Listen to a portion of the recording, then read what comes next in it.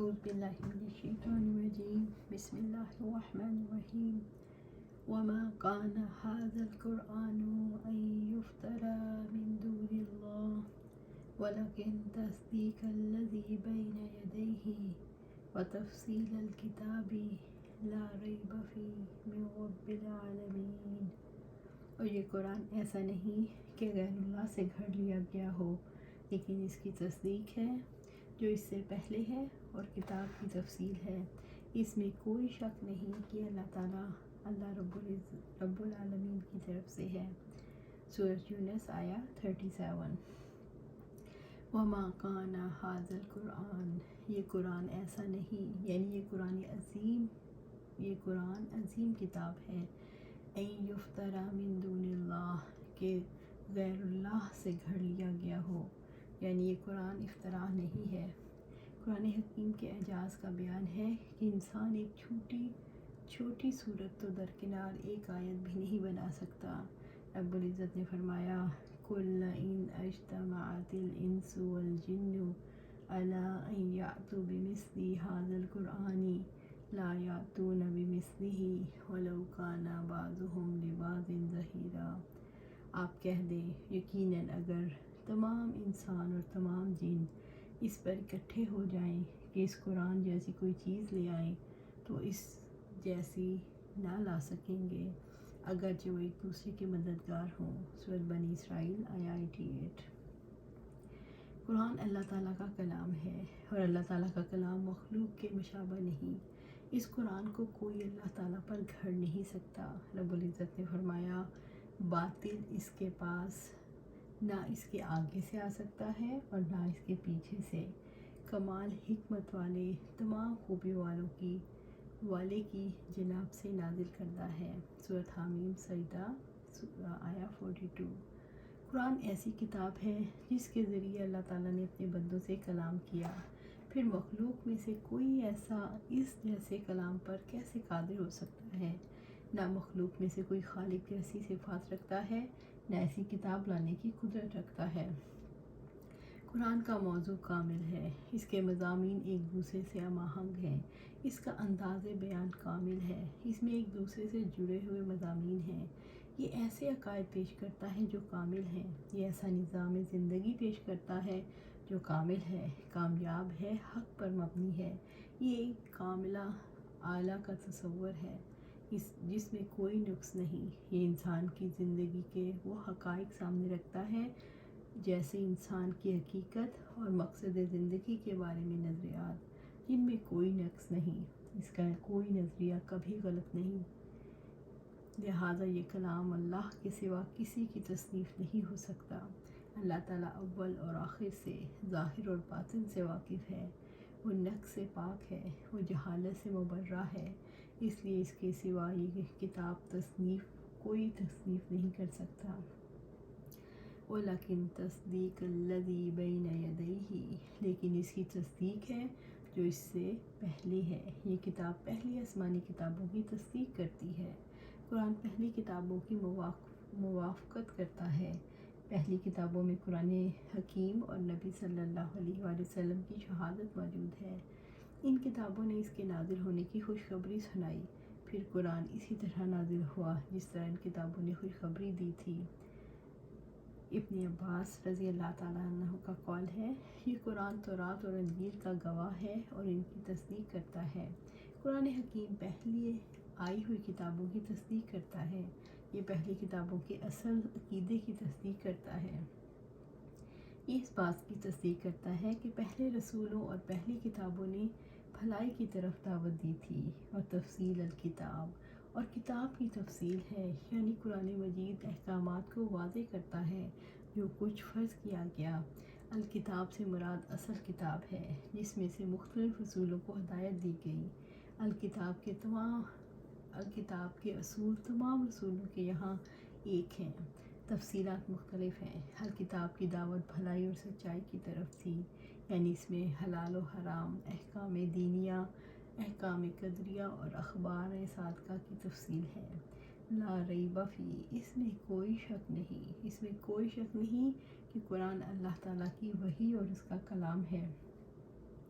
من رب العالمین، اللہ رب العالمین کی طرف سے ہے، رب العالمین کی طرف سے نازل کردہ ہے، یعنی کسی بھی پہلو سے اس میں کوئی شک نہیں، بلکہ یہ یقینی حق ہے اور جہاں کے پروردگار کی طرف سے نازل کردہ ہے، جس نے اپنی نعمتوں کے ذریعے سے تمام مخلوق کی پرورش اور اس کی تربیت کی۔ سب سے بڑی تربیت کی قسم یہ ہے کہ اس نے ان پر یہ کتاب نازل فرمائی جو ان کے دینی اور دنیاوی مسالے پر مبنی اور مکارم اخلاق اور محاسن اخلاق پر مشتمل ہے۔ قرآن مجید کے رب العالمین کی طرف سے ہونے پر دلیل، اور اگر وہ غیر اللہ کے پاس سے ہوتا تو اس میں وہ یقیناً بہت زیادہ اختلاف پاتے۔ سورۃ النساء آیہ 82۔ ام یقولون افتراہ قل فأتوا بسورۃ مثلہ وادعوا من استطعتم من دون اللہ ان کنتم صادقین، یا وہ لوگ کہتے ہیں کہ اس نے اسے گھڑ لیا، آپ کہہ دیں تو اس جیسی ایک صورت لے آؤ، اور اللہ تعالیٰ کے سوا جن کی تم استطاعت رکھتے ہو ان کو بلا لاؤ اگر تم سچے ہو۔ سورۃ یونس آیہ 38۔ ام یقولون، یا وہ لوگ کہتے ہیں، یعنی کتاب کو جھٹلانے والے ضد اور دشمنی کی بنا پر کہتے ہیں، افتراہ محمد صلی اللہ علیہ وآلہ وسلم نے خود گھڑ لیا ہے، یعنی اپنی طرف سے بنا لیا، یعنی اگر قرآن میں تمہیں شبہ ہے اور تمہارا یہ الزام ہے کہ محمد صلی اللہ علیہ وآلہ وسلم نے اسے خود بنا لیا ہے، کل آپ کہہ دیں، رب العزت نے نبی صلی اللہ علیہ وآلہ وسلم کو حکم دیا ہے، آپ کہہ دیجئے فاتوا بسورۃ مثلہ، اس جیسی ایک صورت تم لے آؤ، یعنی اس قرآن کی طرح حق اور سچائی لیے ہوئے، اس میں کوئی جھوٹ اور باطل نہ ہو، یعنی قرآن جیسی فصاحت اور بلاغت، حسن نظم اور معنی کی قوت رکھنے والی کتاب لے آؤ۔ یہ چیلنج اس لیے دیا گیا کہ عرب فصحاء تھے اور اپنی فصاحت، عربیت، نظم اور عبارت میں بے مثال تھے۔ اللہ تعالیٰ نے چیلنج کیا کہ محمد صلی اللہ علیہ وسلم تم جیسے انسان اور امی ہیں، ان کے مقابلے میں تم ایک صورت لے آؤ تو تمہاری بات درست ہے ورنہ باطل، اور اللہ کے سوا جن کی تم استطاعت رکھتے ہو ان کو بلا لو، یعنی قرآن جیسی صورت بنانے کے لیے انسانوں یا جنوں میں سے جس سے بھی مدد لینا چاہو بلا لو اگر تم سچے ہو۔ یہ چیلنج قرآن حکیم میں اور مقامات پر بھی کیا گیا ہے۔ آپ کہہ دیں یقیناً اگر تمام انسان اور تمام جن اس پر اکٹھے ہو جائیں کہ اس قرآن جیسی کوئی چیز لے آئیں تو اس جیسی نہ لا سکیں گے اگرچہ وہ ایک دوسرے کے مددگار ہوں۔ سورۃ بنی اسرائیل آیہ 88۔ یا وہ کہتے ہیں کہ اس نے خود یہ قرآن گھڑ رکھا ہے، آپ کہتے ہیں تم بھی اس جیسی 10 کھڑی ہوئی صورتیں لے آؤ، اور اللہ تعالیٰ کے علاوہ جسے بھی تم بلا سکتے ہو بلا لاؤ اگر واقعی تم سچے ہو۔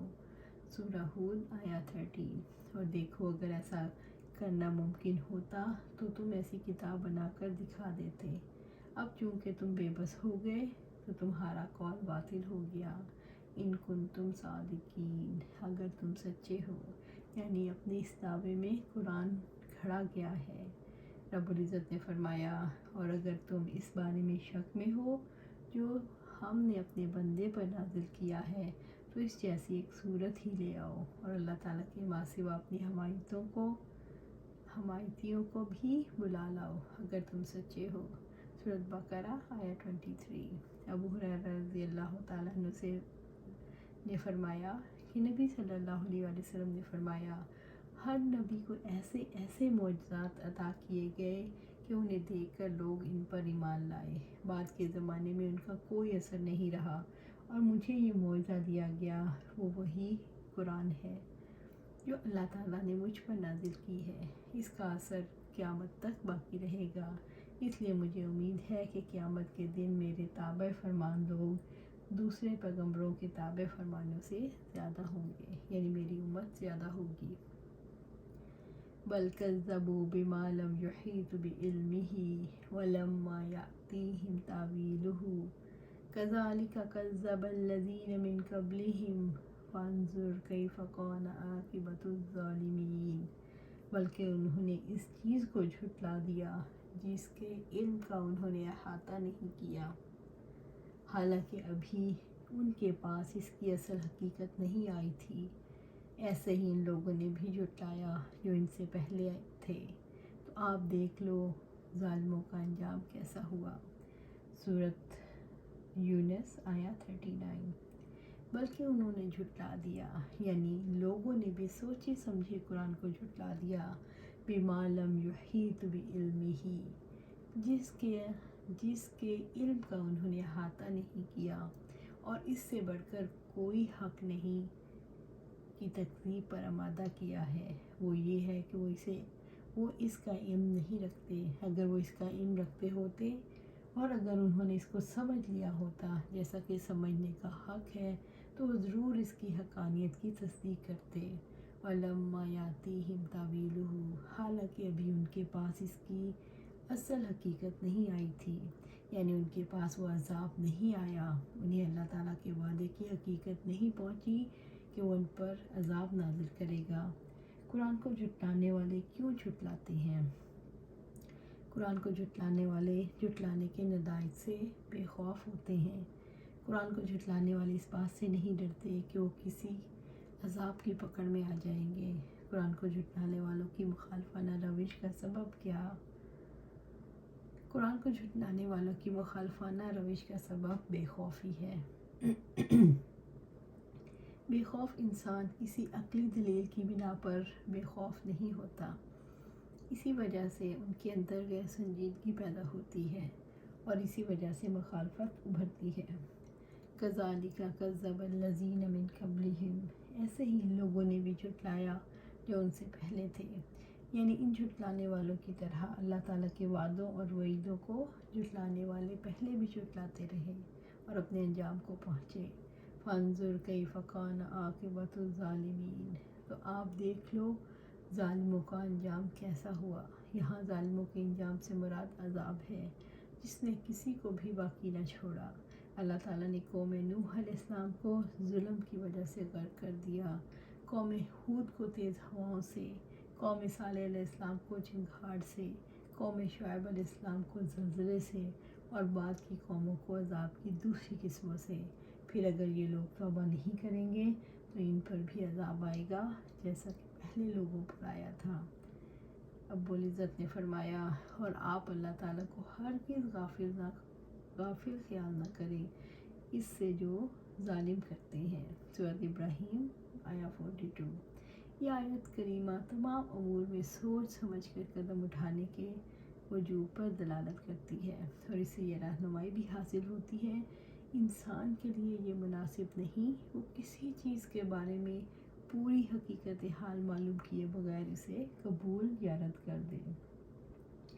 وَمِنْهُمْ مَنْ يُؤْمِنُ بِهِ وَمِنْهُمْ مَنْ لَا يُؤْمِنُ بِهِ وَرَبُّكَ أَعْلَمُ بِالْمُفْسِدِينَ، اور ان میں سے کچھ وہ بھی ہیں جو اس قرآن پر ایمان لاتے ہیں، اور ان میں سے کچھ وہ بھی ہیں جو اس پر ایمان نہیں لاتے، اور آپ کا رب فساد کرنے والوں کو زیادہ جاننے والا ہے۔ سورۃ یونس آیا 40۔ وَمِنْهُمْ مَنْ يُؤْمِنُ بِهِ، اور ان میں سے کچھ وہ بھی ہیں جو اس قرآن پر ایمان لاتے ہیں، یعنی قرآن پر، نبی صلی اللہ علیہ وآلہ وسلم پر، ایک پر ایمان دوسرے پر ایمان لانے کا تقاضا کرتا ہے۔ جن لوگوں نے قرآن کو جھٹلایا ان میں سے کچھ اس پر دل سے ایمان لاتے ہیں اور وہ جانتے ہیں کہ وہ حق اور سچ ہے، لیکن وہ اپنے تکبر اور عناد کی وجہ سے جھٹلاتے ہیں۔ یعنی کچھ لوگ قرآن حکیم اور اس کی تعلیمات پر ایمان رکھتے ہیں۔ وَمِنْهُمْ مَنْ لَا يُؤْمِنُ بِهِ، اور ان میں سے کچھ وہ بھی ہیں جو اس پر ایمان نہیں لاتے، جو لوگ دل سے اس کی تصدیق نہیں کرتے بلکہ نادان اسے جھٹلاتے ہیں، جو لوگ تدبر نہیں کرتے، وہ قرآن مجید پر دل سے یقین نہیں رکھتے۔ یعنی کچھ لوگ تو قرآن پر ایمان لا کر اطاعت گزار بن جائیں گے اور کچھ کا خاتمہ کفر پر ہوگا۔ وَرَبُّكَ أَعْلَمُ بِالْمُفْسِدِينَ، اور آپ کا رب فساد کرنے والوں کو زیادہ جاننے والا ہے، یعنی اللہ تعالیٰ شریر لوگوں کو خوب جانتا ہے، اسے معلوم ہے کہ کون ہدایت کا حق رکھتا ہے اور کون نہیں۔ وہ ہر ایک کو اس کے حق کے مطابق ہدایت دیتا ہے یا گمراہ کرتا ہے۔ وہ عادل ہے، کسی پر ظلم نہیں کرتا۔ وہ پاک ہے، اس کے سوا کوئی عبادت کا حق نہیں رکھتا۔ مفسدین سے مراد وہ لوگ ہیں جو اپنے ظلم، عناد اور فساد کی بنا پر قرآن پر ایمان نہیں لاتے۔ اللہ تعالیٰ ان کے فساد کی پاداش میں انہیں سخت عذاب میں مبتلا کرے گا۔ مسلمانوں میں اگرچہ بے شمار اختلافات اور فرقے ہیں، تاہم یہ سب کے سب گمراہ نہیں، بلکہ فرمان رسول صلی اللہ علیہ وآلہ وسلم کے مطابق ان میں تا قیامت ایک فرقہ ایسا موجود ہے اور موجود رہے گا جو حق پر قائم رہے گا، اور یہ فرقہ وہ ہے جو صرف کتاب و سنت پر انحصار کرتا ہے۔ اللہ تعالیٰ کی نظر میں مفسد کون؟ اللہ تعالیٰ کی نظر میں ایمان نہ لانے والا مفسد ہے، کیونکہ وہ حق قبول کرنے سے انکار کرتا ہے، اپنی سوچنے سمجھنے کی صلاحیت کو استعمال نہیں کرتا۔ ایمان نہ لانے والے کھلے دلائل کو نظر انداز کرتا ہے، سنی انسنی کرتا ہے، حق کو سمجھ کر نہیں سمجھتا۔ ایمان نہ لانے والا اپنے تعصبات اور مفادات کو ترجیح دیتا ہے۔ وَإِن كَذَّبُوكَ فَقُل لِّي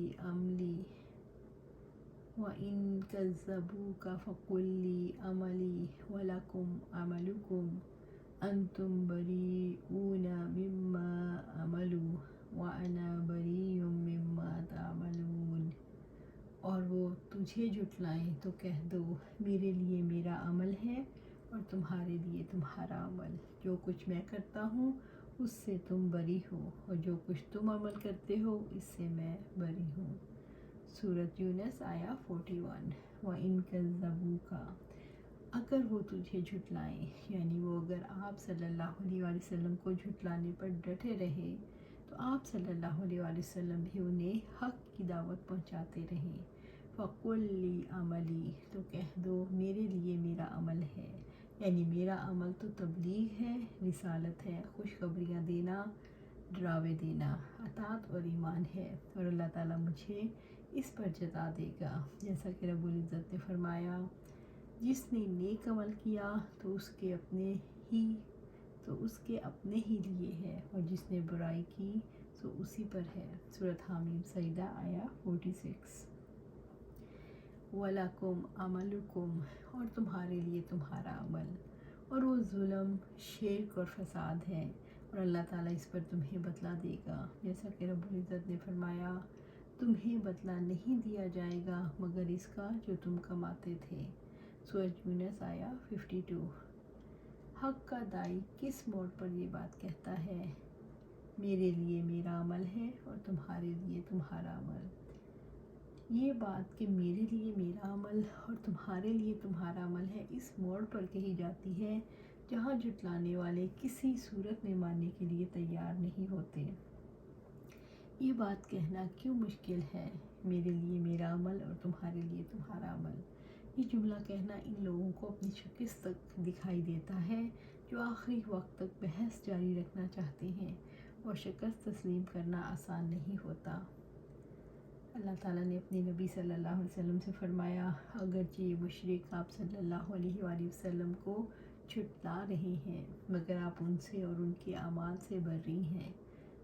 جیسا کہ رب العزت نے فرمایا، پھر اگر وہ آپ کی نافرمانی کریں تو آپ کہہ دیں، یقیناً میں ان کاموں سے بیزار ہوں جو تم کرتے ہو۔ سورۃ الشعراء آیا 216۔ اللہ تعالیٰ نے اپنے نبی سے برات کا اظہار کرنے کے لیے کہا، جیسا کہ رب العزت نے فرمایا، آپ کہہ دیں، اے کافرو، میں ان کی عبادت نہیں کرتا جن کی تم عبادت کرتے ہو، اور نہ تم اس کی عبادت کرنے والے ہو جس کی میں عبادت کرتا ہوں، اور نہ میں ان کی عبادت کرنے والا ہوں جن کی عبادت تم نے کی ہے، اور نہ تم اس کی عبادت کرنے والے ہو جس کی میں عبادت کرتا ہوں۔ تمہارے لیے تمہارا دین ہے اور میرے لیے میرا دین ہے۔ سورۃ الکافرون آیا 1 سے 6۔ یہ بات ایسے موڑ پر کہی جاتی ہے جہاں جھٹلانے والے کسی صورت میں ماننے کے لیے تیار نہیں ہوتے۔ حق کا داعی فاتح اور شکست کی نفسیات سے حق کا دائی فتح اور شکست کی نفسیات سے اوپر ہو کر دعوت حق کا کام کرتا ہے۔ اس لیے وہ جب دیکھتا ہے کہ جو مدعو ہے ضد اور ہٹ درمی میں مبتلا ہو گیا تو وہ یہ کہہ کر الگ ہو جاتا ہے کہ اصل فیصلہ اللہ تعالیٰ کے ہاں ہوگا، جو شخص جیسا ہوگا ویسے ہی انجام کو پہنچ جائے گا۔ وَمِنْهُمْ مَنْ يَسْتَمِعُونَ إِلَيْكَ أَفَأَنْتَ تُسْمِعُ الصُّمَّ وَلَوْ كَانُوا لَا يَعْقِلُونَ۔ اور ان میں سے کچھ ہیں جو آپ کی طرف کان لگاتے ہیں، تو کیا آپ بہروں کو سنائیں گے اگرچہ وہ نہ سمجھتے ہوں۔ سورۃ یونس آیا 42۔ وَمِنْهُمْ مَنْ يَسْتَمِعُونَ إِلَيْكَ، اگر ان میں سے کچھ ہیں جو آپ کی طرف کان لگاتے ہیں۔ اللہ رب العزت نے ان لوگوں کے بارے میں خبر دی جو آپ صلی اللہ علیہ وآلہ وسلم اور آپ صلی اللہ علیہ وآلہ وسلم کی لائی ہوئی شریعت کو جھٹلاتے ہیں۔ ان میں سے بعض لوگ بڑی توجہ سے کان لگا کر نبی صلی اللہ علیہ وآلہ وسلم سے قرآن حکیم کو سنتے ہیں، لیکن ان کا مقصد ہدایت حاصل کرنا نہیں بلکہ جھٹلانا اور کمزوریاں تلاش کرنا ہوتا ہے۔ اس نیت اور ارادے کے ساتھ سننے والے کو کوئی فائدہ نہیں دیتا۔ وہ سننے کے فائدے سے محروم ہو گئے کیونکہ ان پر اللہ تعالیٰ کی طرف سے توفیق کا دروازہ بند ہو گیا۔ قرآن حکیم کو سننے سے دینی اور دنیاوی اصلاح ہو سکتی ہے، لیکن ہدایت اللہ تعالیٰ کے اختیار میں ہے، وہ جس کے لیے چاہتا ہے ہدایت کے دروازے کھول دیتا ہے۔ کچھ لوگ دعوت حق کو اس طرح کیوں سنتے ہیں گویا کہ وہ کچھ نہیں سنتے۔ دعوت حق کو سننے والے کچھ لوگ بظاہر اسے سنتے ہیں گویا کہ وہ سمجھنا چاہتے ہیں، حالانکہ انہوں نے دل میں طے کر رکھا ہوتا ہے کہ انہوں نے دعوت کو نہیں سمجھنا۔ اس طے شدہ پروگرام کی وجہ سے وہ سن کر بھی کچھ نہیں سنتے۔ تو کیا آپ بہروں کو سنائیں گے اگرچہ وہ نہ سمجھتے ہوں؟ جیسے بہرے کو کلام سنانے پر کوئی قدرت نہیں رکھتا، اسی طرح جھٹلانے والوں، عقل سے محروم لوگوں کو بھی کلام اللہ نہیں سنایا جا سکتا جس سے وہ نفع اٹھا سکیں۔ رب العزت نے فرمایا، ان کے رب کی طرف سے کوئی بھی نیا ذکر ان کے پاس نہیں آتا مگر وہ اس کو مشقت سے سنتے ہیں، وہ کھیل رہے ہوتے ہیں اس حالت میں کہ دل ان کے غافل ہیں۔ اور جن لوگوں نے ظلم کیا انہوں نے خفیہ سرگوشی کی کہ یہ تمہارے ہی جیسا آدمی ہے، تو کیا تم اس کے جادو میں آتے ہو حالانکہ تم دیکھتے ہو۔ سورۃ الانبیاء آیا 2 اور 3۔ یہاں اتنا ضرور ہے کہ سننے والوں پر حجت قائم ہو جاتی ہے۔ سماعت علم حاصل کرنے کے راستوں میں سے ایک بڑا راستہ ہے، جھٹلانے والوں پر بند ہو جاتا ہے۔ رب العزت نے فرمایا، اور تم ان لوگوں کی طرف نہ ہو جاؤ جنہوں نے کہا کہ ہم نے سنا حالانکہ وہ نہیں سنتے۔ سورۃ الانفال آیا 21۔ اللہ تعالیٰ کے نزدیک سن کر نہ سننے والوں کا کیا مقام ہے؟ اللہ تعالیٰ ایسے لوگوں کو جو کانوں کی صلاحیت رکھنے کے باوجود نہیں سنتے بہرا قرار دیتے ہیں، اور ایسا فرد جس کے پاس کوئی عقل نہیں ہوتی۔ اللہ سبحانہ تعالیٰ سے دعا ہے کہ ہم قرآن کو بہت لگن سے سنیں اور اس طرح سنیں کہ اس کو سمجھیں اور اس پر یقین کریں اور اس پر عمل کریں، اور یہ تبھی ہوگا جب ہم اپنی زندگیوں میں قرآن و سنت کو شامل کریں گے۔ اللہ سبحانہ تعالیٰ ہمیں قرآن و سنت پر عمل کرنے کی توفیق عطا فرمائے اور اس پر استقامت عطا فرمائے۔ آمین یا رب العالمین۔